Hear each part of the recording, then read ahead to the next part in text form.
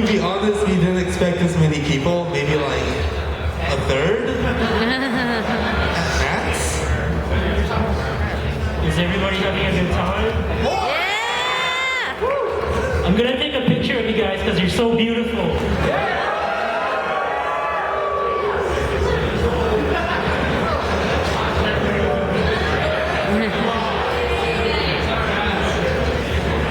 So thank you very much for coming, guys.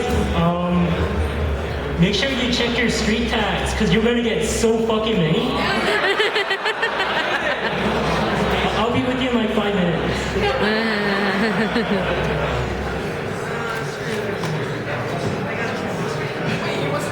We're killing time until everybody finds a seat. Again, I wasn't expecting so many Fire Emblem fans.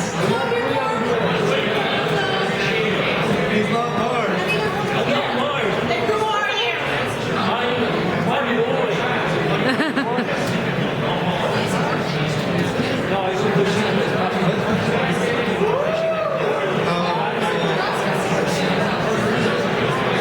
Is everybody ready? Yeah! Are you ready? Yeah! Are you ready?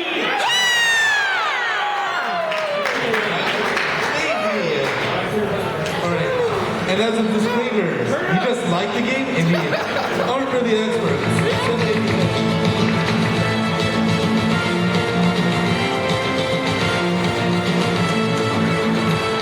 So for everybody that's thinking this is a Super Smash Brothers song, get the fuck out.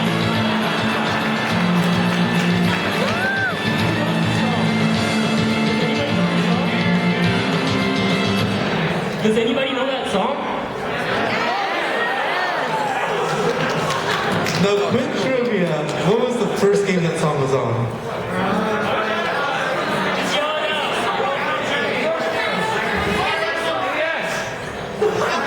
Leave now. Yeah, not that.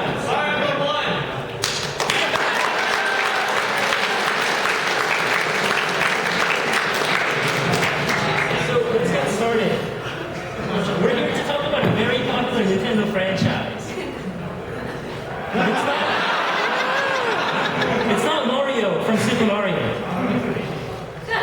It's not Donkey Kong from Donkey Kong. It's not Zelda from Zelda.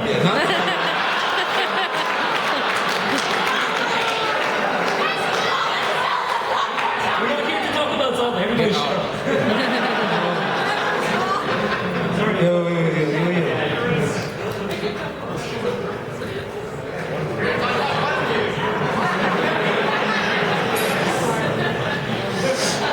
So not him. Not Mario. Not Donkey Kong, not Zelda.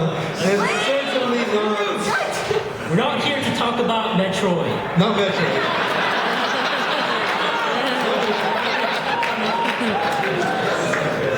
We're not talking about these guys. Tonight, we're going to be talking about these guys. Yeah.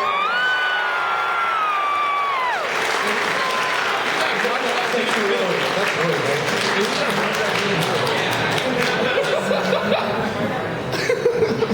So, do you guys know who these are? Yeah! You're not, what's his face? Show of hands. The one with the So, like, a couple of you guys. Did you know that these are actually not the very first Fire Emblem characters, however? Yeah! But we're gonna talk about. Okay, right. I wasn't expecting there to be so many Fire Emblem fans. I thought I was gonna get a bunch of like noobs that didn't know anything. So in my defense, this kind of wasn't really made for you guys.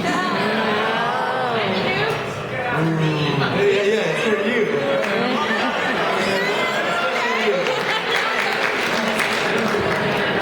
I'm a blue. I'm just gonna pretend that everyone here is retarded. Okay. Let's go with me.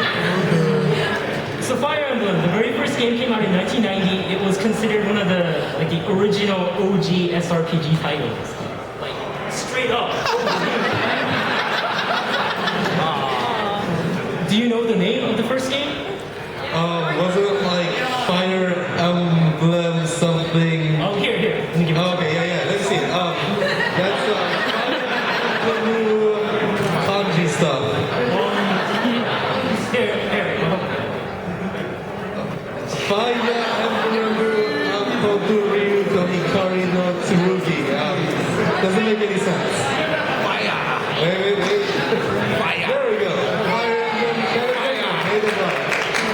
Say that really fast 3 times, and something really cool will happen. Fire Emblem Shadow, the dragon, and the blade, the light. Moving on. However, the game didn't sell very well. But Nintendo made a sequel anyways.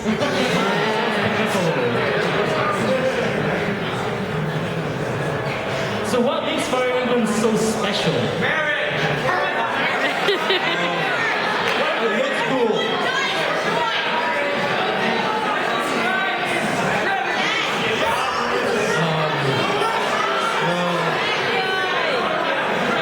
Try not to kill off your characters.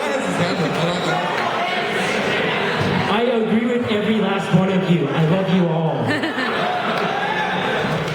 Well, I think what makes Fire Emblem so special is got a lot of interesting and engaging extra content. Yeah. Do you guys agree? Yeah! How do you feel about support conversation? Yeah! Best thing ever. Who is your waifu?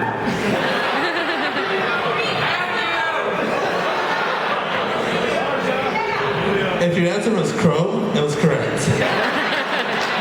It doesn't matter what your gender was, it should have been pro. Then you're wrong. No. For a Nintendo franchise, it's very mature. Like, especially when you think about some of the major overarching plot lines, like betrayals and racism and genocide and twincest.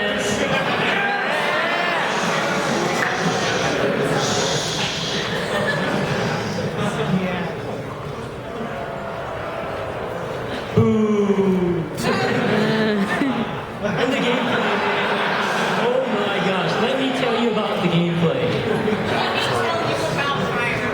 It is by far the most challenging Nintendo franchise around still. I mean, who's played Kirby? Who's played Kirby Epic Yarn? How dumb did you feel playing Kirby Epic Yarn? Yeah, I agree. But Fire Emblem wouldn't do that to you. Fire Emblem would never do that to you. Fire Emblem will beat you up and leave you in the alley to die. And you always come back for more. It's one of those relationships. And man, it's just friggin' fun.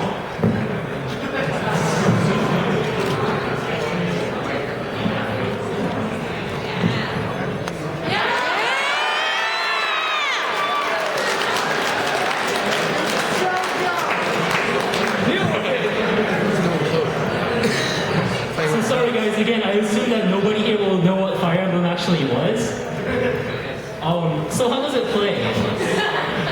You take turns moving your guys around and, killing each other, fulfilling certain objectives. Yeah, You level up. level up. You You talk. incest. What? No, talk. With your friends. You use your lord to protect, to protect your lord.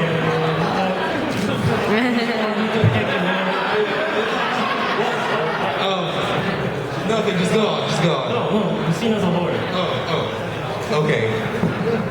So you use your army to protect your lord, the main character, very important here, she does not die. But I mean, again, I'm kind of regurgitating the same shit because you guys have done this several thousand times, if not more. Only 1,000. So how do I fight dudes? Dude.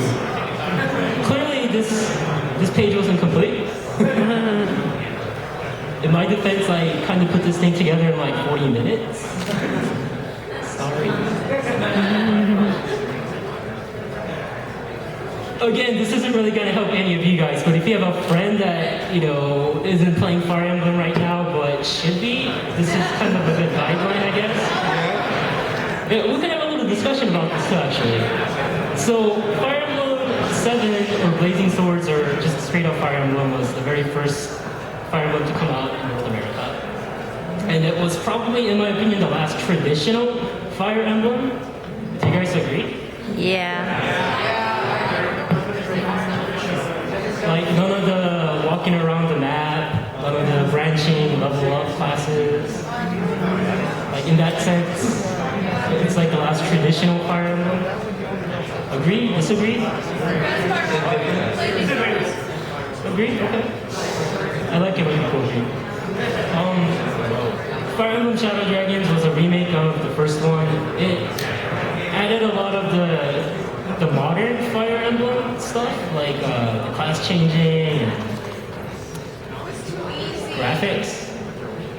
Graphics, yeah, more graphics. Because all new games have more graphics.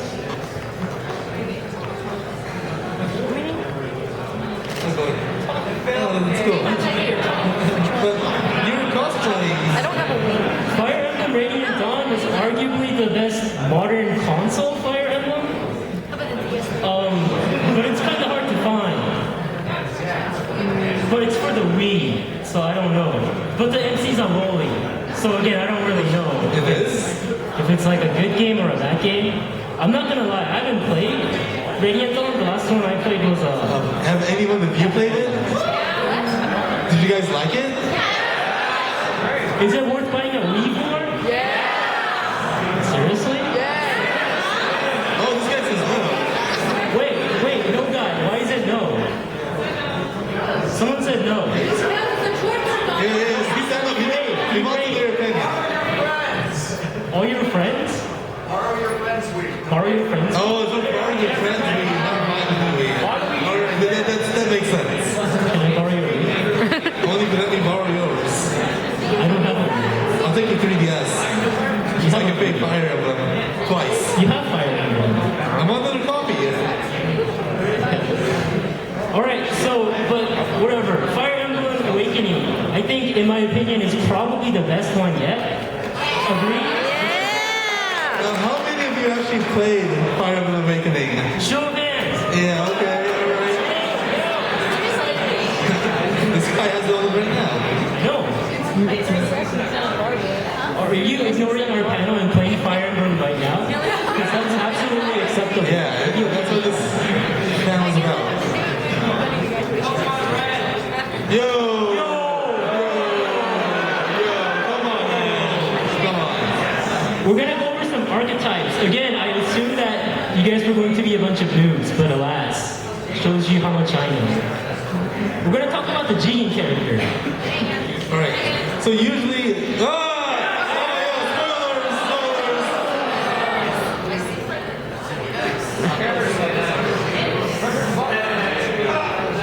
Alright, so basically each game tends to have a Jigen character who's basically a unit you get at the beginning of the game who's already promoted and pretty much, makes you wonder why you're using the rest of your party to just use him.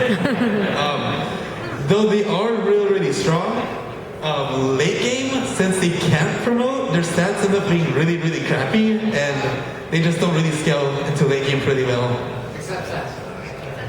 Shut up! Yo, we're getting to that. Whoa. Who's your favorite Jigen? You're wrong! Marcus. So the next archetype. Is the Oifi. No, quick question, where's the Oifi come from?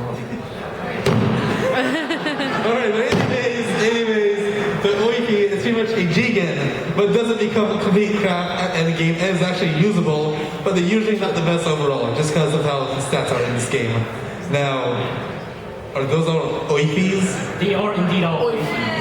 Okay then.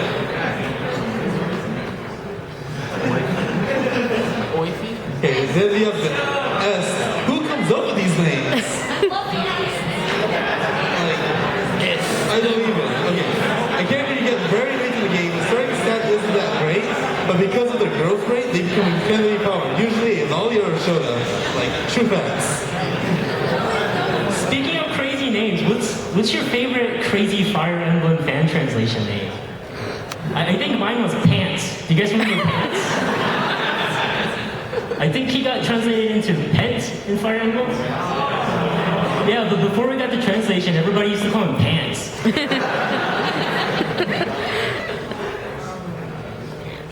I've got some more advice. So Jen, I don't know. I don't even know if I should like read these out loud because everybody already knows this. Read 'em. Alright, okay. Avoid using pre-promoted units until much later in the game. They eat up all your experience and generally probably won't be that much better, if not much worse, than your weak units at the moment. And always level up your lord. Try to keep, the experience balance overall, but you always want to keep them at a higher level. Because sometimes, I think in Fire Emblem 7 at one point, no?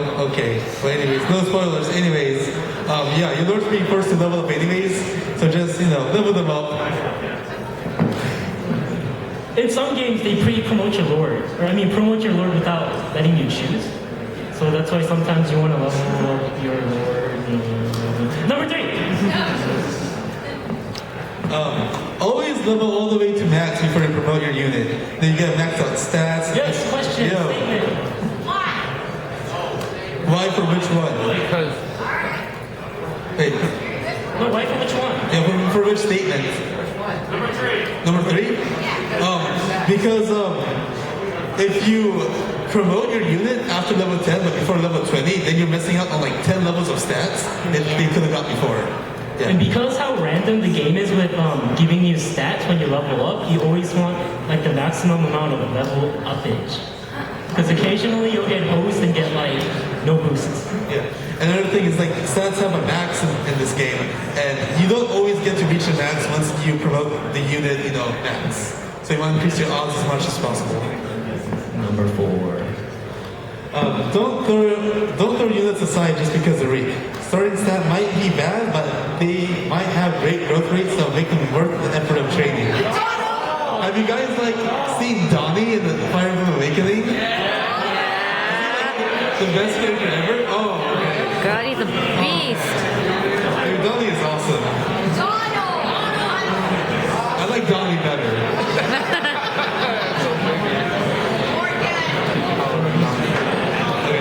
Alright, number 5. Save your special weapons for special occasions.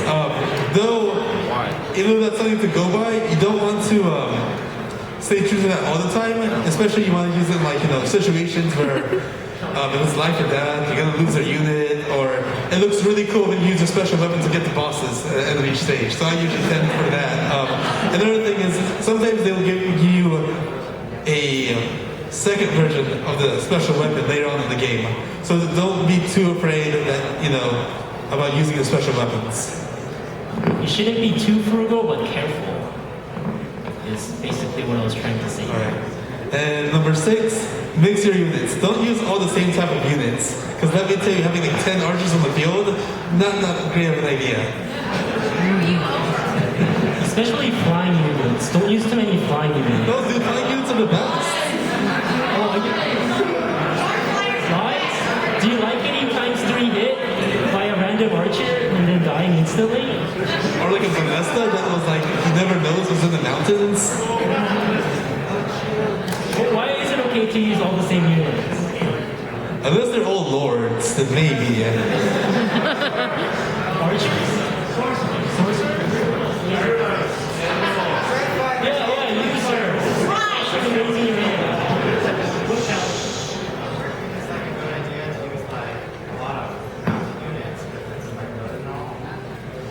Is it a good idea to use all mounted units? No. Because during outdoors, sometimes they take a hit on movement speed when they go over trees and crap. And then when you get into the desert, They usually have a crappy movement range compared to the other units in the game. Oh, did I? Oh. You just told them that horses are slower than people on foot. I thought you said the units that have special movement on the mountains. Mountain. No, mountains. Mountain units are awesome. Sorry, did you say mounted or mountain? Okay, well I heard that wrong. I apologize. Right. And number 7, learn to live with what? Live with yourselves because you're all very awesome people. Yeah. I don't remember what number 7 was. Sorry. keep all your units alive. We're gonna have fun with this one. Awesome. respect the random number generator gods because they will Sometimes fuck you over. I'm sure a lot of you have stories to share. You know, when your 99% chance hit somehow misses twice, and then you get double crit on a 1% crit chance. Who wants to share? Yeah, you. I'll stand up so that everyone can hear. It'd be awesome. Well, this one time, my guard got like hit below 10%. That sucks.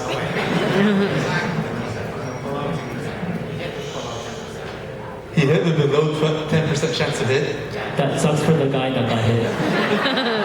And sometimes you have to take chances like that to get far in the game. Yes, madam.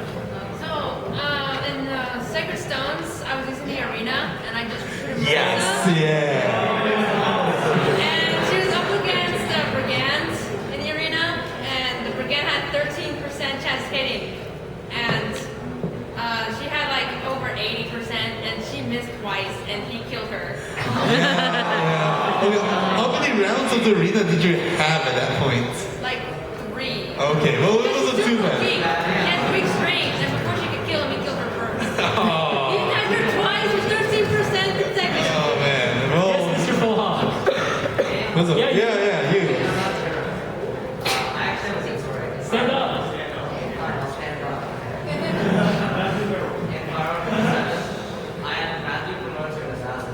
Yeah. That's what's up. I had a 10% chance of lethality, critical hit on Nurgle.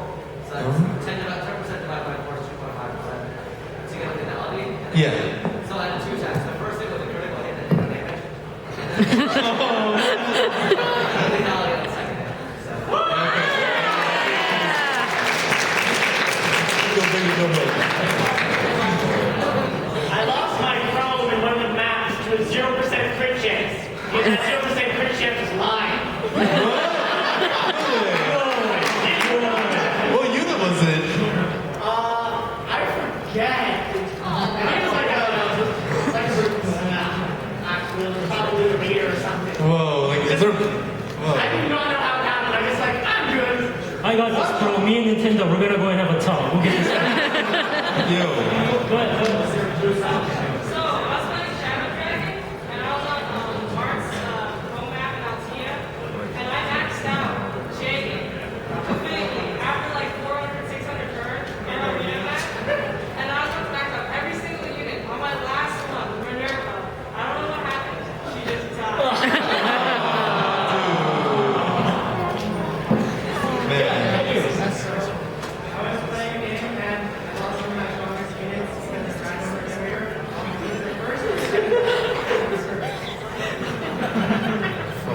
Oh man. Fire Emblem Anonymous. That's why before you go into the arena, you need to sacrifice 2 goats and a cow. A piece of his soul, because man. So, is this a support group now? It was supposed to be an introduction panel, but it's become some kind of something else. You were the best in the back.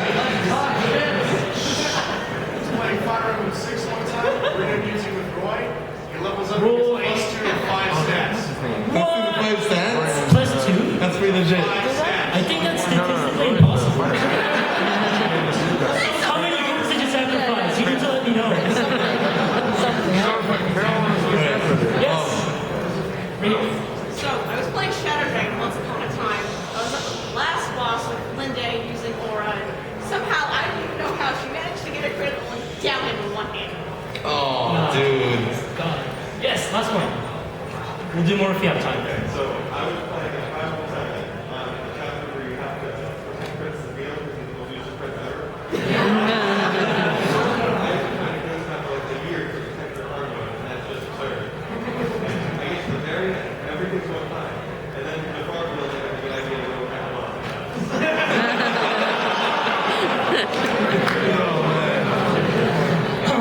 AI is awesome. So we're also gonna have to talk about the arena syndrome. Has anyone experienced arena syndrome? Alright, cool. So for people who don't know what arena syndrome is, that's when you start going to the arena, right? You win. and then you win more. And it starts to feel good, and you're raking up the money, and you win some more. You max out a character or two, you're feeling pretty good. You know what's going on. And then you die. Then it happens. For whatever fucking reason, you run into an armored knight with a silver fucking lance. And he hits you with a 3% chance.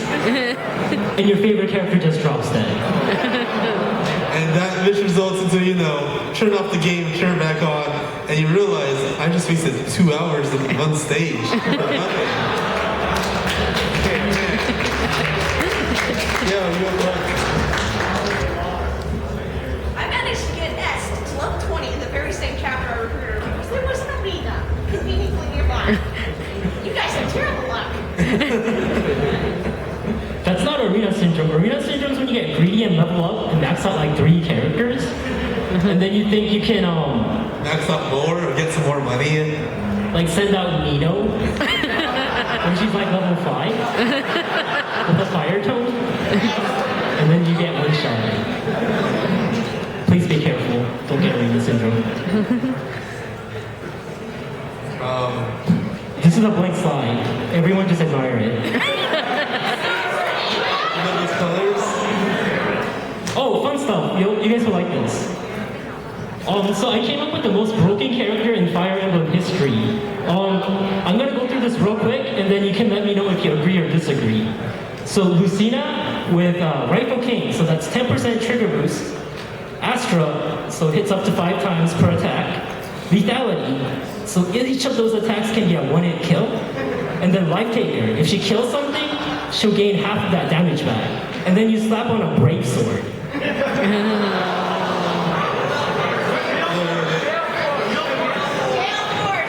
No, that's broken.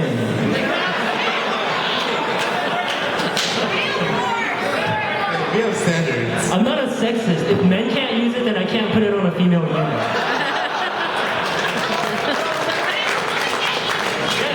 Yes, sir. Sorry, what? Oh, I just really like Lucina. I think she's really hot. What happens when you run into anyone with counter and you accidentally kill yourself against them?